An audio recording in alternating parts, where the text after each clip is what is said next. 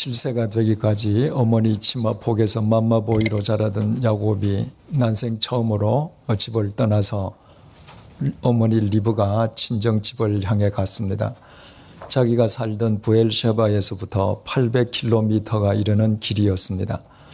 만약에 하루에 30km씩 걸어갔다고 하면 약 한 달에 걸쳐서 이제 겨우 하란 어귀에 도착했습니다. 하란 어귀에 있는 운물가에 갔을 때 마치 그곳에 800km를 걸어온 야곱을 기다리고 있는다는 듯이 목자가 한 사람도 아니고 세 사람씩 앉아 있었습니다. 야곱이 그 목자들에게 물었습니다. 혹시 라반이라는 사람을 아십니까? 다 잘 안다는 거예요.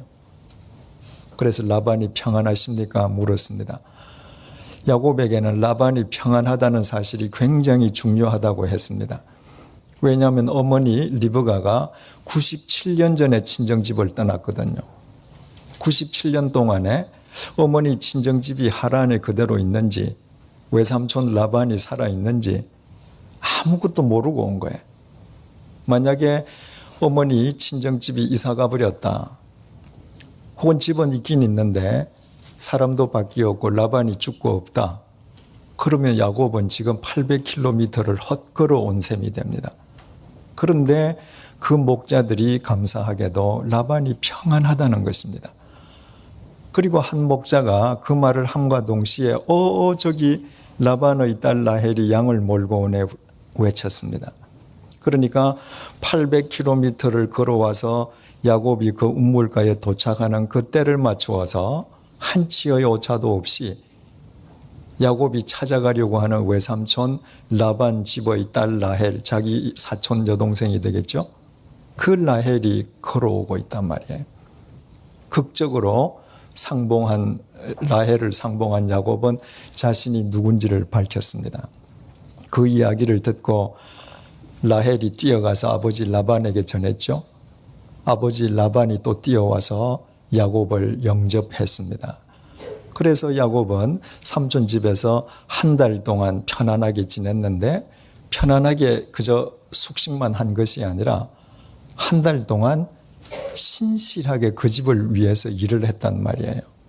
77년 동안 장막에서 어머니 옆에서 살았으니까 얼마나 집안일 잘하겠습니까? 아주 삼촌 마음에 들었습니다. 그래서 삼촌이 이야기를 했습니다. 야, 우리 아무리 삼촌 조카 사이지만은 네가 어떻게 무료로 여기에서 일을 하겠느냐? 품삯을 정해라. 그러면 내가 싹스를 주겠다. 그 이야기는 야곱을 위해서 하는 말 같지만 실상 이 뒤에 가서 라반이 어떤 사람인지 알고 보면 그저 삼촌 조카 사이로는 자기가 불편하니까 약간의 품삯을 주더라도 아예 고용 계약을 맺어서 자기가 고용주로 야곱을 고용인으로 부리겠다는 속셈이었습니다. 라반에게 두 딸이 있었는데 큰 딸 이름은 레아고 둘째 딸 이름은 라헬이라고 그랬습니다. 야곱이 라헬을 사랑했습니다. 그래서 내가 저 라헬을 위해서 삼촌에게 7년 동안 임금을 받지 않고 내가 일을 하겠습니다. 말하자면 당신 딸을 위한 지참금으로 내가 무료로 7년 동안 일하겠습니다. 그 대신에 저 라헬을 내게 아내로 주십시오. 라반으로서는 반대할 이유가 전혀 없었죠. 7년 동안 무임금으로 일한다고 하면 당시에 결혼하러 오는 남자가 가져오는 지참금보다 월등히 많은 금액이란 말이죠. 그래서 허락을 했습니다. 야곱이 라헬을 사랑했기 때문에 그 라헬을 위해서 7년 동안 노역을 하면서도 그 7년을 며칠로 여겼을 정도였다고 했습니다. 이처럼 야곱은 7년을 단 며칠로 생각할 정도로 감격하는 가운데에 그곳의 삶을 살았습니다. 어떻게 그것이 가능할 수 있었는가? 한치의 오차도 없는 하나님의 은혜 속에서 가능한 일이었습니다. 야곱이 집을 떠날 때는 자기가 그렇게 살 수 있으리라고는 상상도 못하고 불안과 초조 속에서 집을 떠났습니다. 그러나 한치의 오차도 없는 하나님의 은혜 속에서 그는 보금자리를 얻었을 뿐만 아니라 열심히 일한 뒤에 가정도 꾸릴 수 있도록 되었던 것입니다. 그 소망 속에서, 그 새로운 꿈 속에서 야곱은 7년을 그저 며칠인 것처럼 생각하면서 살았습니다. 야곱이 선하고 의로워서 아니었습니다. 형을 속이고 도망가는 비도덕적인 인간이었습니다. 그런데 왜 하나님께서 그렇게 하셨습니까? 네가 어디로 가든지 내가 너와 함께하며 네가 이 땅으로 다시 되돌아올 때까지 너를 떠나지 아니할 것이라. 하나님의 일방적인 은총으로 인함이었습니다. 거기에는 이유가 없었습니다. 그 하나님의 일방적인 사랑, 한치의 오차도 없는 섭리 속에서 야곱은 새롭게 삶을 살 수 있었던 것입니다. 그 하나님이 야곱만의 하나님이신가요? 그렇지 않습니다. 하나님을 경외하는 모든 자들에게 하나님은 그런 분이십니다. 우리에게는 길이 없어도, 우리 눈에는 보이지 않아도 하나님께서는 그처럼 거미줄처럼 당신의 섭리를 얽으시면서 치밀하게 역사하시는 분이신 것입니다. 그래서 다윗이 시편 16편 6절을 통해서 내게 줄로 재어준 구역은 아름다운 곳에 있으며 나의 기업이 실로 아름답도다, 이렇게 고백했습니다. 여기에서 줄로 재어준다라고 하는 말은 줄자를 의미합니다. 구역, 기업, 이 말은 땅을 의미하는 것이 아니라 하나님께서 자기에게 주신 매 순간순간의 상황을 의미합니다.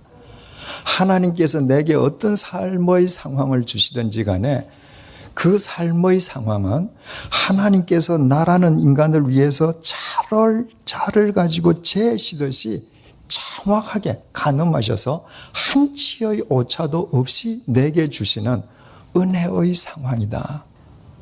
다윗은 그렇게 고백을 했습니다. 다윗이 그렇게 고백할 수밖에 없었던 이유가 참 많이 있죠. 여러분, 다윗이 어떻게 위대한 다윗으로 인류 역사 무대에, 성경의 무대에 등장합니까? 어느 날 갑자기 블레셋의 거인 장군 골리앗이 이스라엘을 침공했습니다. 키가 2m 70cm. 그 사람이 입고 있는 몸무게, 갑옷의 무게만 57.5kg. 제 살 빠졌을 때 무게하고 똑같습니다. 여러분, 골리앗이 이스라엘을 침공하지 않았으면 다윗은 없습니다. 그 거인 장군이 군대를 이끌고 이스라엘을 침공한다고 하는 것은 이스라엘로서는 고통입니다. 그러나 이스라엘 역사에서 그 고통이 없이는 다윗이 존재하지 않는 것입니다. 거인 골리앗이 이스라엘을 침공해왔을 때 이스라엘에서 골리앗을 이기는 장군이 한 명이라도 있었더라도 다윗은 존재하지 않습니다. 옛날 전쟁이라고 하는 것은 장군끼리 전쟁하는 거잖아요. 군대를 다 뒤에 세워놓고 대표 선수끼리 나가서 서로 싸운단 말이에요. 그래서 이기는 장군 쪽의 군대는 기세가 올라서 덤벼들고 지는 쪽 장군 군대는 그저 처음부터 기가 죽어서 도망갑니다. 그러니까 어느 장군이 나서느냐가 중요하거든요. 그 골리앗의 위세에 눌려서 이스라엘 장군 가운데에 누구도 가서 싸우려고 하지를 않았습니다. 그런데 그 전쟁에 참전하기 위해서 베들레헴에 있는 이세라고 하는 사람의 8아들 가운데의 3아들도 징병을 당해 나갔습니다. 만약에 그 전쟁터에 이세의 아들이 징병당하지 않았으면 다윗은 존재하지 않습니다. 이세가 어느 날 3아들이 지금 징병을 당해서 전쟁터에 가 있는데 얘들이 밥은 제대로 먹는지 걱정이 된단 말입니다. 세계 어느 나라 군대치고 아버지가 밥 보내는 군대가 어디 있습니까? 못 먹어도 다 군에서 먹여주죠. 만약에 그 아버지가 그 생각 안 했으면 다윗은 존재하지 않습니다. 아버지가 이 양식을 좀 보내야 되겠다. 그런데 그 보낸 양식의 양이 뭐냐? 붉은 곡식 한 에바. 에바는 12대입니다. 한 말 2대. 떡 10덩어리하고 치즈 10덩어리. 우리는 뭐 떡 10덩어리, 치즈 10덩어리 하면 뭐 요만한 덩어리 그게 아니라 유대인들은 치즈 덩어리 이만한 덩어리 잘라 먹거든요. 그러니까 10덩어리라면 이렇게 큰 덩어리 10개, 떡 덩어리 10개. 그 사람은 큰 빵도 그 소고기 갈비처럼 이렇게 달아놓고 잘라 먹잖아요. 그죠? 베들레헴부터 전쟁터 엘라 골짜기까지는 25km. 여러분 혼자서 그 먼 거리를 곡식 12대에 치즈, 떡 각 10덩어리를 메고 간다. 이 보통 일 아니죠. 아들이 8명이 있는데 세 아들이 군에 나갔으면 아들 몇 명 남았습니까? 5명 남았습니다. 상식적으로 생각하면 위에 큰 아들부터 보내야죠. 그런데 아버지 이새가 막내 아들 다윗을 불렀습니다. 만약에 그때 아버지가 막내 아들 이거 안쓰러워서 세 아들은 군에 나갔고 넷째 아들, 다섯째 아들 불러서 니네들 이거 메고 가라. 다윗은 존재하지 않습니다. 제일 약한 막내를 불러다가 너 이거 형들에게 갖다 줘라. 만약에 다윗이 아유 아버지 무슨 농담도 형님 시키시죠. 그러면 다윗은 존재하지 않습니다. 메고 가다가 귀찮아서 되돌아갔더라도 다윗은 존재하지 않습니다. 그 메고 갔습니다. 그런데 다윗이 메고 가서 형들에게 그 곡식을 전하던 날, 그날 골리앗이 가만히 진영해서 잠잤으면 다윗은 존재하지 않습니다. 그날도 골리앗이 이스라엘 진영 앞에 가서 이스라엘 군대를 모욕할 뿐만 아니라 하나님을 모욕했습니다. 그러니까 온 가족 다 했겠죠. 그죠? 골리앗이 빨리 나와서 싸우자고. 그 이야기를 다윗이 들었습니다. 다윗이 그 말을 듣고 노를 품지 않았더라도 다윗은 존재하지 않습니다. 그 말을 듣고 다윗이 노를 품었습니다. 그래서 내가 나가서 싸우겠다고 자원을 했습니다. 사울 왕이 그 어떤 장군도 나가서 싸우지 않는다는데 자원자가 있다고 하니까 얼마나 기쁘겠습니까? 빨리 데려와라. 왔는데 애가 왔습니다. 사울 왕이 아무리 급해도 자기도 자식을 키우는 아버지인데 그 어린 소년을 전쟁터에 보낼 수 있겠습니까? 안 된다. 너 가면 안 된다. 너는 어린 소년이지만 저쪽은 산전수전 다 겪은 거인 장군이야. 너 집에 가라. 그때 다윗이 알겠습니다 하고 갔으면 다윗은 존재하지 않습니다. 다윗이 뭐라고 그럽니까? 왕이시여. 내가 들판에서 우리 아버지 양을 칠 때 사자와 곰이 와서 아버지 양을 움켜쥐려고 하면 제가 맨손으로 때려잡았습니다. 제가 사자와 곰도 잡았는데 하물며 할례받지 않은 블레셋 사람이야 두말할 거 있겠습니까? 왕이시여. 하나님께서 사자와 곰의 발톱에서 저를 구해주셨는데 블레셋 사람에게서 저를 책임져 주시지 않겠습니까? 제가 가겠습니다. 그 말을 듣고 사울 왕이 이놈 말 안 듣는구나 빨리 가라니까. 그러면 다윗은 존재하지 않죠. 그 어린 소년의 말을 듣고 사울이 감동을 받았습니다. 그래 네가 가거라. 그런데 안쓰러워서 잠깐만 너 그 옷 입고는 골리앗하고 못 싸워. 내 투구하고 갑옷을 줄게. 이거 입고 가거라. 그래서 다윗이 입어봤잖아요. 여러분 어린 소년이 말입니다. 전 세계의 어떤 나라의 소년이든지 간에 다 어릴 때 전쟁놀이하고 크지 않습니까? 그리고 다 뭐 종인이 어머니 치마 가지고 장군 갑옷 흉내 내거든요. 다윗이 지금 태어나서 임금의 갑옷을 입었습니다. 얼마나 뿌듯하겠습니까? 만약에 다윗이 교만한 마음에 그 갑옷 입고 나갔으면 끝났습니다. 저 이거 안 입을랍니다. 제 몸에 맞는 제 옷 입겠습니다. 그리고 시내가에서 돌멩이 5개 주워서 제구 주머니에 넣어서 갔습니다. 골리앗하고 1대1로 맞붙지 않습니까? 그 골리앗을 향해서 물매에 5개 돌 중에서 딱 하나 먼저 꺼내어서 그 물매 끈을 돌려서 던졌는데 정확하게 이마에 꽂혀서 골리앗이 죽었습니다.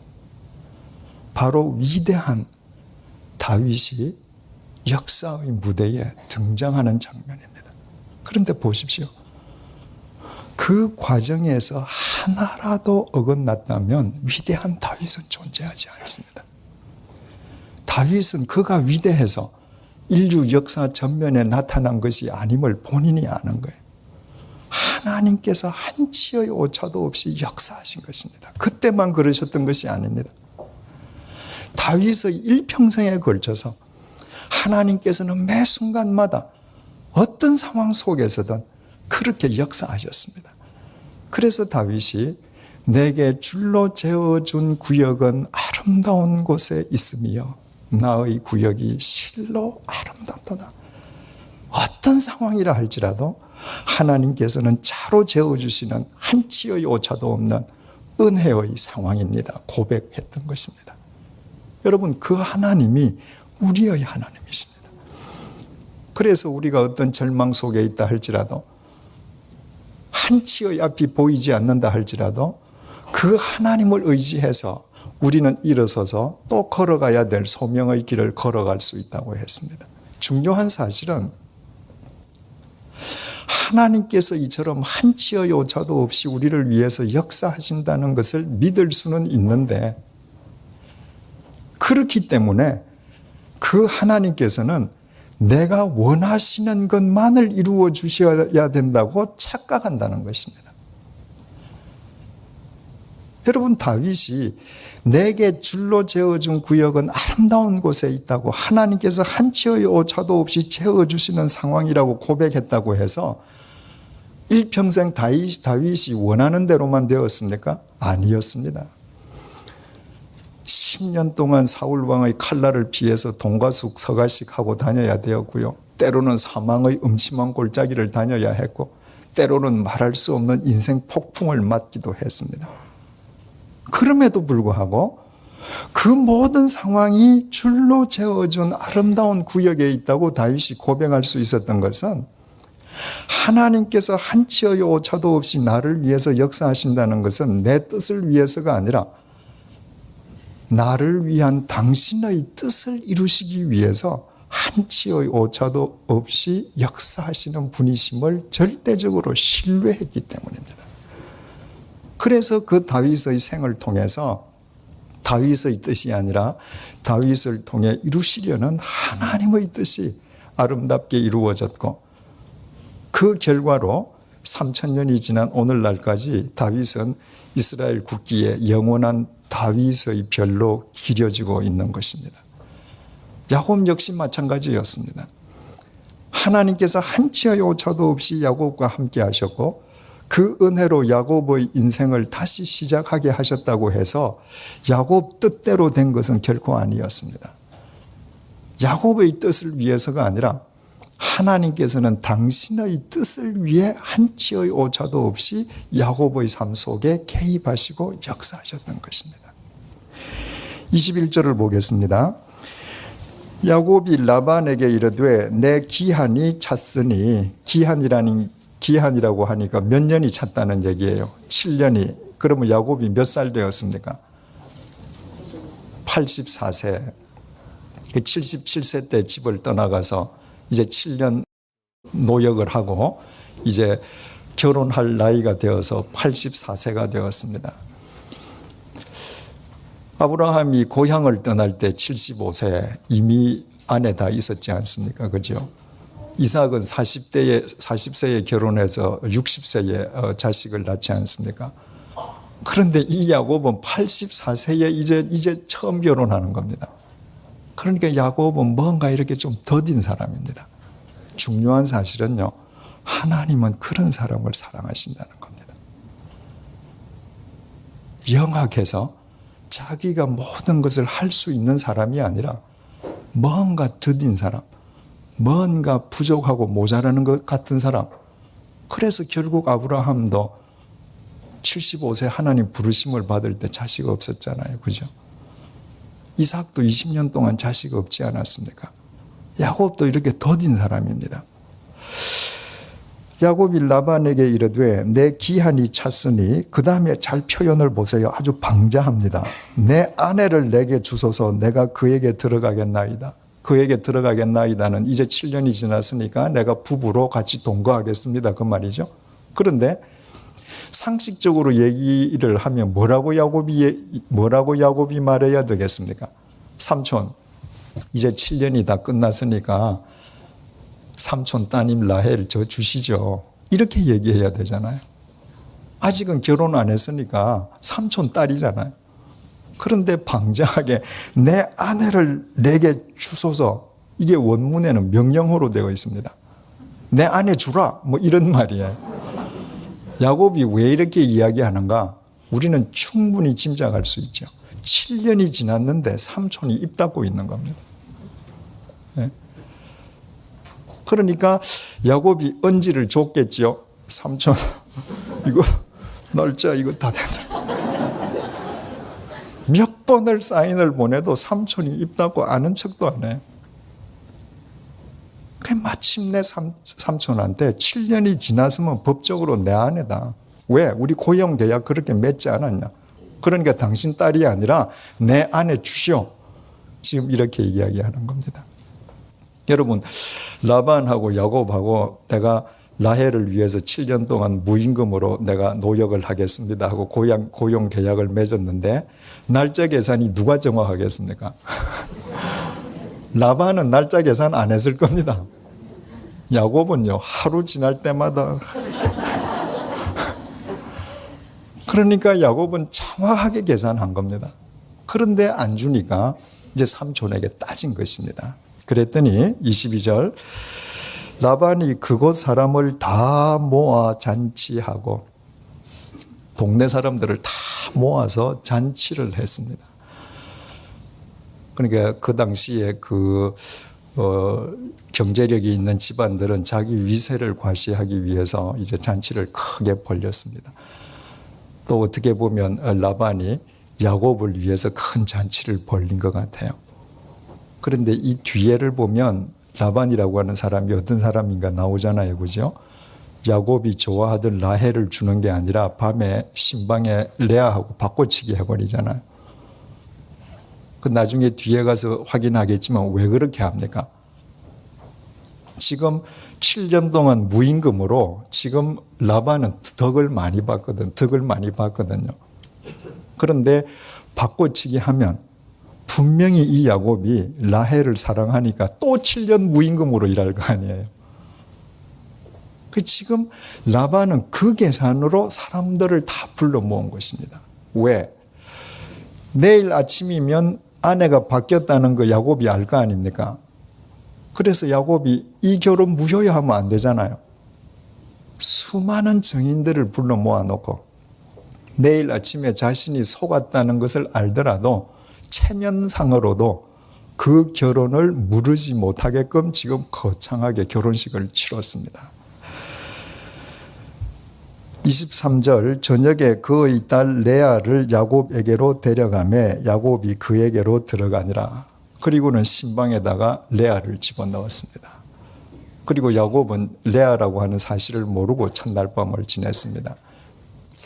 혹 아무리 그래도 그렇지 어떻게 야곱이 바보가 아닌데 이런 일이 있을 수 있겠는가?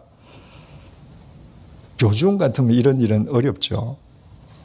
그 옛날이기 때문에 가능한 것입니다. 여러분 그때의 밤에 조명 기구라는 게 뭡니까? 횃불이나 램프잖아요.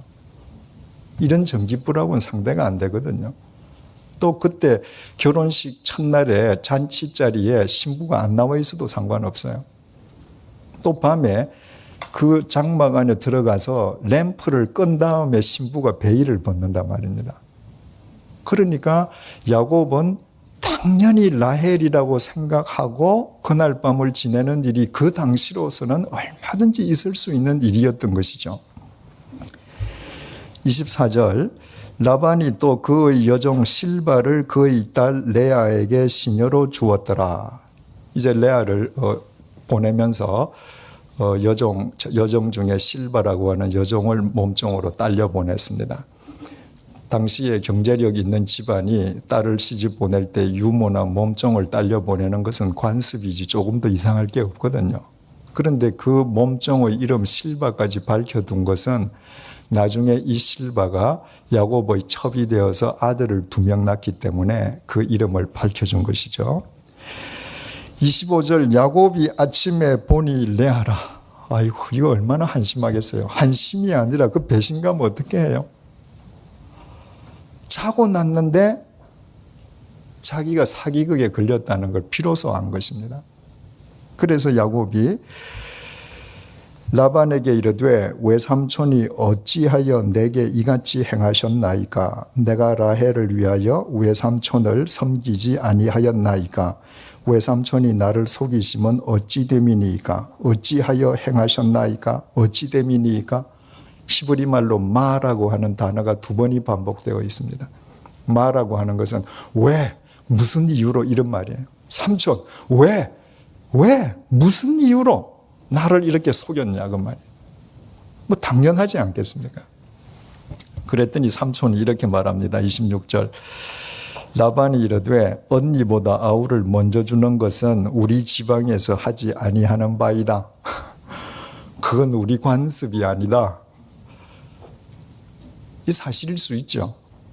그래도 이러면 안 되잖아요. 그러면 처음부터 말을 해야죠. 그런데 말 안 하고 딱 입 다물고 있다가 지금 순진한 야곱을 속였단 말입니다. 그러면서 하는 말이 이를 위하여 7일을 채우라. 여기서 7일을 채우라. 이게 무슨 말인가? 당시에 사람들을 다 불러서 잔치를 벌리면 그 잔치가 7일 동안 계속되었다고 합니다.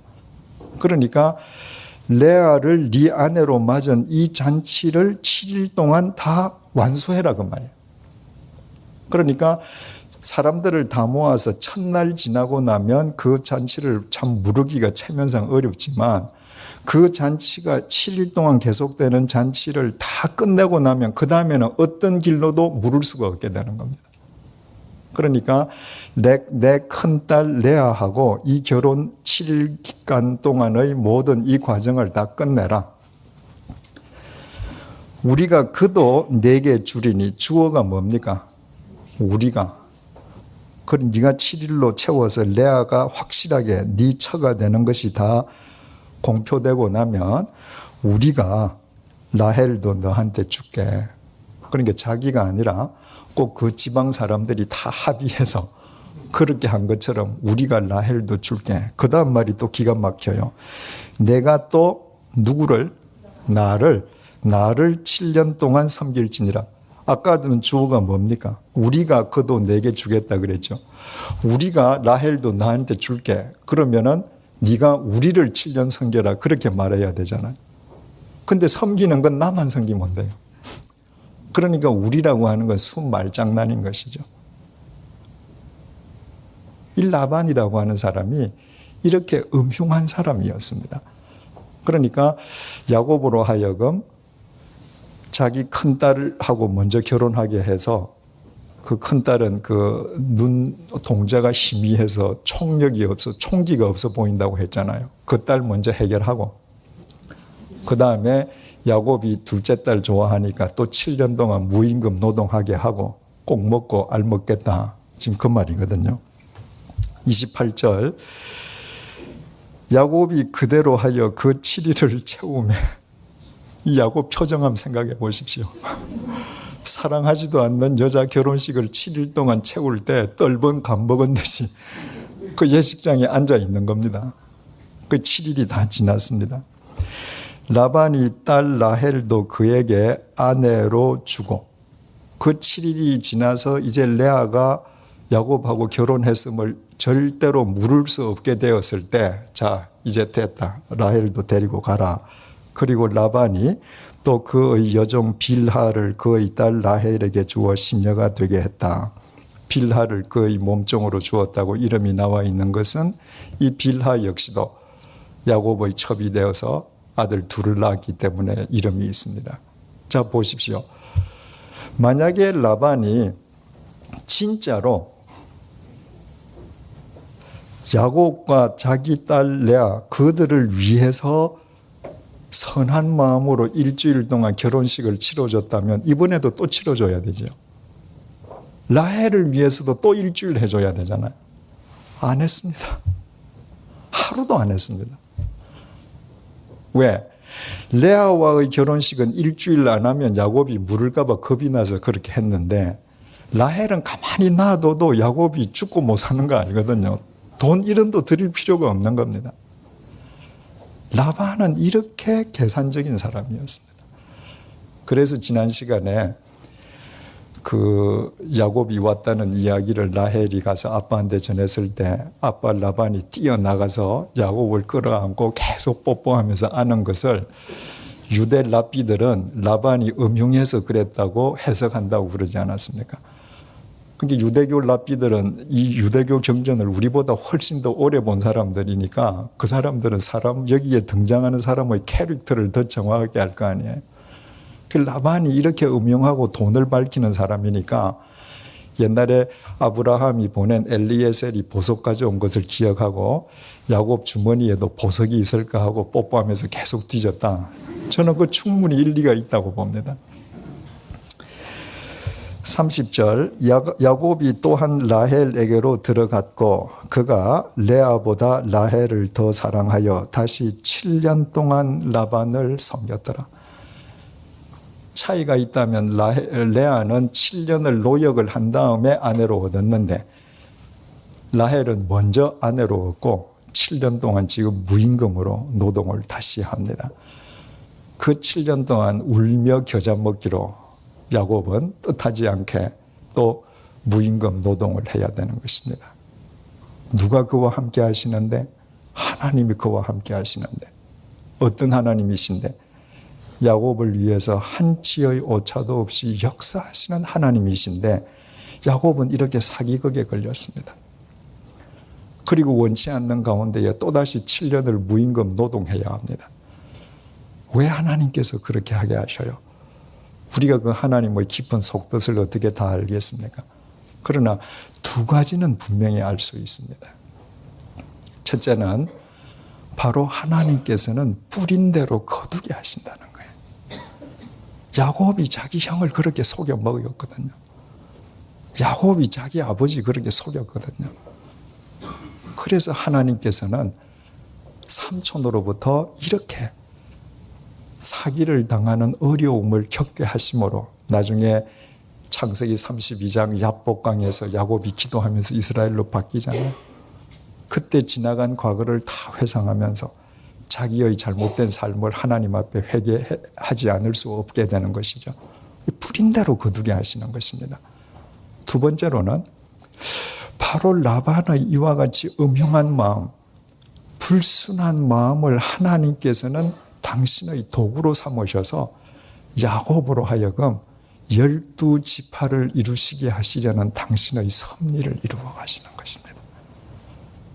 바로 라반이 있기 때문에 하나님의 그 섭리가 성취되는 것이죠. 여러분, 이 세상은 불의합니다. 불의한 세상 속이라고 해서 하나님께서 역사하시지 않는 것 아닙니다. 불의한 사람을 통해서도 하나님께서는 당신의 신비스러운 섭리를 우리 한 사람 한 사람을 위해서 이루어 가고 계시는 것입니다. 31절 여호와께서 레아가 사랑받지 못함을 보시고 그의 태를 여셨으나 라헬은 자녀가 없었더라. 여러분, 야곱에게 아내가 지금 동시에 둘이 생겼습니다.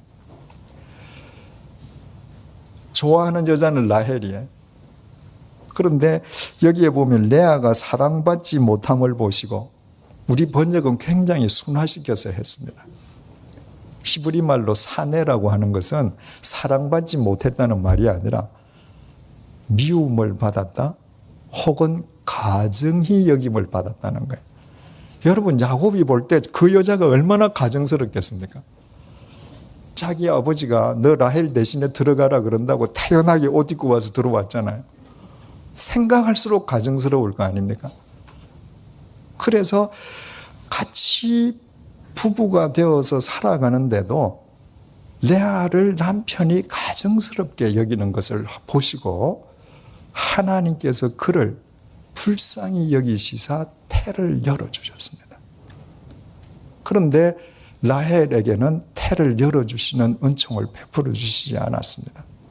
우리가 두 가지를 생각할 수 있죠. 하나님께서는 세상 사람들 모두가 사랑하는 사람들에게 관심이 있으시기보다는 세상 사람들로부터 관심을 받지 못하는 사람에게 더 큰 관심을 베푸신다는 거예요. 여러분, 사랑스러울 만한 사람 사랑하는 거, 그건 사랑 아니죠. 그건 누구나 하는 것입니다. 그리스도인의 사랑이라고 하는 것은 다른 사람이 사랑하지 않고 관심을 쏟지 않는 사람에게 그리스도의 마음으로 관심을 쏟는 것이거든요. 그렇다면 우리가 하나님으로부터 사랑받는 하나님의 도구가 되는 길이 뭔가? 내가 좋아하는 사람을 사랑하는 것이 아니라, 사랑할 만한 사람을 사랑하는 것이 아니라, 사람들로부터 소외된 사람을 내가 내 마음을 쏟을 때 하나님께서는 바로 그와 같은 자를 더 기뻐하신다라는 것을 알 수 있습니다. 또 한 가지는 생명은 철저하게 하나님 소관이라는 거예요. 레아의 태를 여신 분도 하나님이시요, 라헬로 하여금 자녀를 낳지 못하게 하는 분도 하나님이십니다. 우리는 그 하나님의 섭리하심 속에 생명을 얻고 태어났습니다. 생명이라고 하는 것은 살 생자의 명령할 명이라 그랬죠. 생명 살아라고 명령해 주셨기 때문에 우리가 이렇게 살고 있는 것입니다. 하나님께서 그날 나에게 그 생명을 명하시지 않으셨으면 나는 존재하지 않는 것입니다. 우리의 생명은 이토록 귀합니다. 그러므로 이 생명을 하나님의 말씀 속에서 가꾸어 갈 때 하나님의 역사는 우리의 삶을 통해 아름답게 이루어지게 되는 것이죠.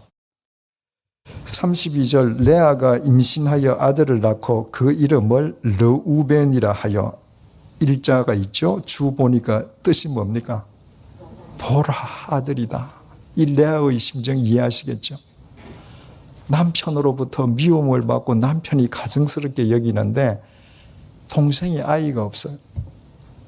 그래서 남편과 하루 저녁을 지났는데 잉태가 되더니 낳았는데 아들입니다. 얼마나 기쁜지 동네 사람들아 보시오, 아들이요. 지금 이런 심정입니다.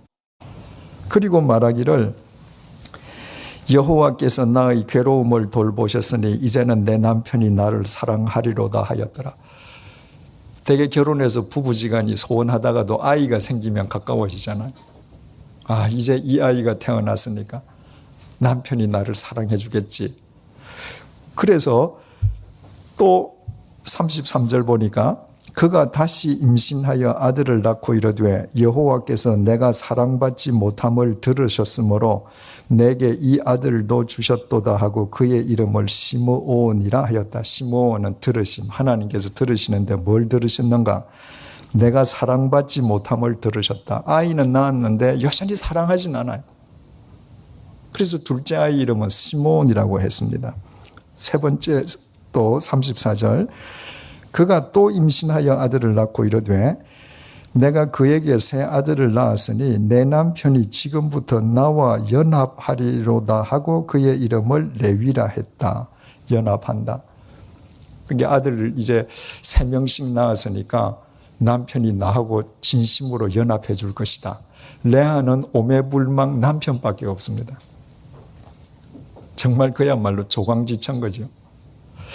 35절을 보십시다. 그가 또 임신하여 아들을 낳고 이르되 내가, 그 다음에는 뭐라고 되어 있습니까? 이제는 공평하십시다. 이제는 어떻게 해요? 여호와를 찬송하리로다. 지금까지는 3년 동안 새 아들을 놓으면서 하나님을 찬송할 생각을 안 했습니다. 이야, 내 아들 낳았어. 하나님께서 내 마음을 들어주셔서 남편이 나하고 연합할 것이야. 전부 자기 중심이었습니다. 그런데 4년째 가서 넷째 아들을 낳고 나서야 비로소 하나님 생각이 났습니다. 아, 내가 이제는 여호와를 찬양해야 되겠구나. 그래서 그 넷째 아들 이름을 유다라고 지었습니다. 유다 뜻이 뭐죠? 찬송했다. 여러분, 이 레아의 이 태도가 우리하고 똑같죠, 그죠? 하나님 하다가 일이 이루어지고 나면 항상 그냥 내 중심으로 기뻐하죠. 내가 하나님께 기도해도 그 중심이 하나님께 있는 것이 아니라 나를 위해서 결국 기도하는 것입니다. 그러다가 상황이 다 종료된 뒤에야 우리가 중심으로 하나님을 찬양하게 되는데, 지금 레아가 그 모양입니다. 어떤 면에서는 우리보다 훨씬 낫습니다. 4년 만에 이렇게 되돌아갔으니까. 중요한 사실은 넷째 아이를 낳고 나서 레아가 비로소 하나님을 찬양하고, 하나님께서 이렇게 모든 은혜를 베풀어 주시는 것이 일방적인 하나님의 사랑이구나 알고 하나님을 찬양하리라고 유다라고 지었는데, 레아가 낳은 자식들 가운데에, 그리고 남편이 낳은 아들 12명 가운데에 메시아가 바로 그 유다의 족보를 통해서 오셨다는 것입니다. 이건 우리에게 큰 메시지를 전해주고 있습니다. 그렇게 많은 아들이 있는데 내가 하나님을 진심으로 이 모든 것이 하나님께서 이루시는 일이라고 믿고 하나님을 찬양하고 하나님께 영광을 돌릴 때, 하나님께서는 그 자식을 통해서 메시아를 이 땅에 오게 하시는 당신의 역사를 이루시더라는 것은, 하나님께서는 어떤 상황 속에서든 하나님을 찬양하는 자를 통해서 당신의 뜻을 이루어 가신다, 그 말이에요. 내가 어떤 상황을 당하든 내가 하나님을 찬양한다고 하는 것은 바꾸어 말하면 무슨 의미가 됩니까? 괴로운 상황이든 슬픈 상황이든 어려운 상황이든 기쁜 상황이든 내가 오직 여호와만을 찬양한다고 하는 것은 내 눈앞에 주어진 이 모든 상황이 나를 위해서 하나님께서 한치의 오차도 없이 당신의 뜻을 이루어가는 상황임을 믿는 사람이라는 뜻이거든요. 바꾸어 말하면 그 사람은 하나님을 절대적으로 신뢰하는 사람입니다. 다윗이 아비멜렉을 찾아가서 자기 목숨을 의탁하려고 했다가 오히려 거기에서 죽음의 위기에 처하게 되었을 때 침을 질질 흘리면서 미친 짓거리하고 겨우 목숨을 부지하고 나오지 않습니까? 그리고 나와서 지은 시가 시편 34편인데 우리가 잘 아는 시지 않습니까? 젊은 사자는 궁핍하여 줄일지라도 여호와를 찾는 자는 모든 좋은 것에 부족함이 없으리로다.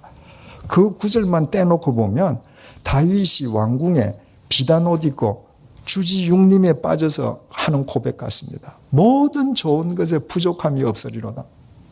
그런데 지금 방금 침 질질 흘리고 미친 짓거리하고 나와서 좋은 것이라고는 현실적으로 세속적으로 좋은 것은 하나도 없습니다. 그런데도 어떻게 모든 좋은 것에 부족함이 없으리라고 고백할 수 있었는가? 하나님께서는 그 상황 속에서도 한치의 오차도 없이 자기 자신을 새롭게 빚어가시면서 당신의 뜻을 이루심을 알고 믿었기 때문입니다. 그래서 어떤 상황 속에서든 내게 줄로 재어준 구역은 실로 아름답다고 하나님께 고백할 수 있었던 것입니다. 여러분, 우리가 하나님을 믿고 살아간다고 할 때 모든 것이 내 뜻대로 이루어지는 것을 의미하지 않습니다. 내가 하나님을 믿기 때문에 모든 것이 내 뜻대로만 이루어진다고 하면 우리는 머지않아 하나님을 필요로 하지 않는 교만한 사람으로 전락하고 맙니다.